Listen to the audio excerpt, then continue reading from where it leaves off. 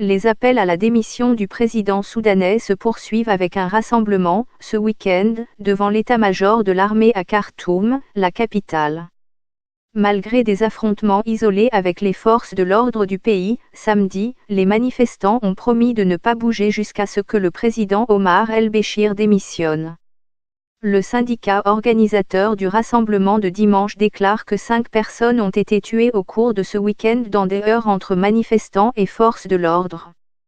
Mais le gouvernement annonce la mort d'une personne.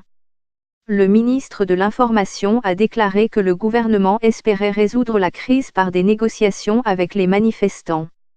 El-Béchir opte pour le durcissement au Soudan. Au Soudan, les manifestants tentent de copier le printemps arabe. De nombreux manifestants ont passé la nuit devant le siège de l'état-major de l'armée, ont dit des témoins à l'agence France Presse. Nous ne partirons pas tant que notre mission n'est pas accomplie, a déclaré un manifestant, faisant allusion à une démission d'Omar el-Béchir, le chef de l'État âgé de 75 ans, au pouvoir depuis un coup d'État en 1989. Regardez cette vidéo sur la participation des femmes aux manifestations antigouvernementales au Soudan. Samedi, des milliers d'hommes et de femmes ont tenu le plus grand rassemblement jamais organisé depuis le début de la contestation, le 19 décembre. L'armée n'est pas intervenue, mais la police anti-émeute a tiré des gaz lacrymogènes pour disperser la foule.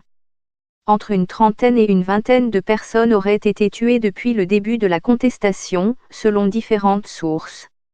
L'ONG Human Rights Watch, HRW, elle, avance le chiffre d'au moins 51 morts.